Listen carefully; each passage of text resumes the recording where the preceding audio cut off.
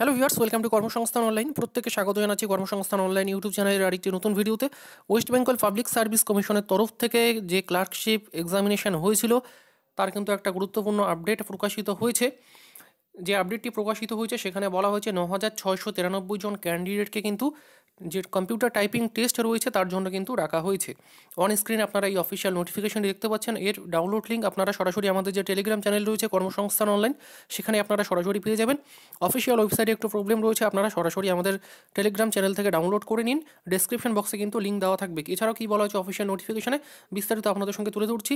চাকরি সংক্রান্ত প্রতিটি আপডেট ঠিক সময় মতো সবার আগে পাওয়ার জন্য অবশ্যই চ্যানেলটি সাবস্ক্রাইব করে নেবেন এবং পাশে থাকা বেল আইকনে ক্লিক করে অল নোটিফিকেশন অন করে দেবেন, যাতে নতুন ভিডিও আপলোডের সাথে সাথে আপনার কাছে নোটিফিকেশন চলে যায়।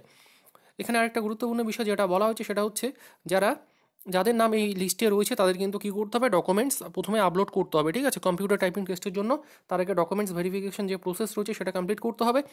এই যে ওয়েবসাইট দেখতে পাচ্ছেন আপনারা wbpsc.examsonline.co.in, এই অফিসিয়াল ওয়েবসাইটে কিন্তু আপনার যে ডকুমেন্টস রয়েছে সেগুলো আপলোড করতে হবে।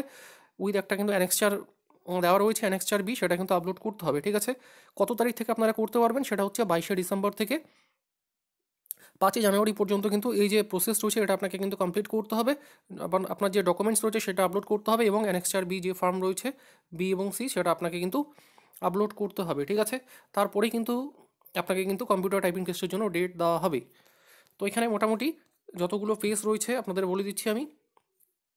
তো মোটামুটি কিন্তু এখানে অনেকগুলো পেজ, 214টির মতো পেজ রয়েছে।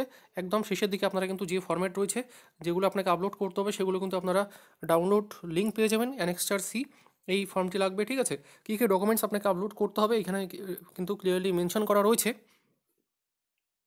রিসেন্ট পাসপোর্ট সাইজ আপনার একটা কালার ফটোগ্রাফ কিন্তু আপনাকে আপলোড করতে হবে। তারপরে যে কোনো একটা আইডি কার্ড আপনাকে আপলোড করতে হবে, Aadhaar card, voter card, passport, driving licence যে কোনো আপনি আপলোড করতে পারেন। এরপর ডেট অফ বার্থ প্রুফ হিসাবে আপনাকে মাধ্যমিকের যে সার্টিফিকেট বা অ্যাডমিট কার্ড সেগুলো কিন্তু আপনি আপলোড করতে পারেন। ঠিক আছে, এছাড়াও certificate and marksheet confirming passing of Madhyamik examination or its equivalent certificate আপনাকে আপলোড করতে হবে। এসসি এসটি ওবিসি যার ক্ষেত্রে যেটা প্রযোজ্য সেটা আপনাকে আপলোড করতে হবে। যারা ওবিসি ক্যান্ডিডেট রয়েছেন তাদের ক্ষেত্রে কিন্তু এনসিএল সার্টিফিকেট কিন্তু আপলোড করতে হবে, অর্থাৎ নন ক্রিমিলিয়ার যে সার্টিফিকেট রয়েছে, অর্থাৎ যেটা আপনারা ওবিসি রেনুয়াল হিসাবে ইউজ করেন সেই ফর্মেট, সেই সার্টিফিকেটটা কিন্তু আপনাকে আপলোড করতে হবে। আপনারা আপনার যে নিকটবর্তী এসডি অফিস রয়েছে সেখান থেকে কিন্তু আপনি এই সার্টিফিকেটটি বানিয়ে নিতে পারবেন। ওকে, যারা মেরিটোরিয়াস স্পোর্টস পার্সন রয়েছে, এক্স সার্ভিসম্যান রয়েছে, তাদের ক্ষেত্রে কিন্তু রিলেভেন্ট প্রুফ আপনাকে কিন্তু আপলোড করতে হবে। এছাড়া যারা পিডাব্লিউডি ক্যান্ডিডেটস রয়েছে তাদের ক্ষেত্রে সেই সার্টিফিকেট কিন্তু আপলোড করতে হবে। যে ডেটটা আপনাদের বললাম ওই ডেটের মধ্যে কিন্তু সমস্ত প্রসেস আপনাকে কমপ্লিট করতে হবে।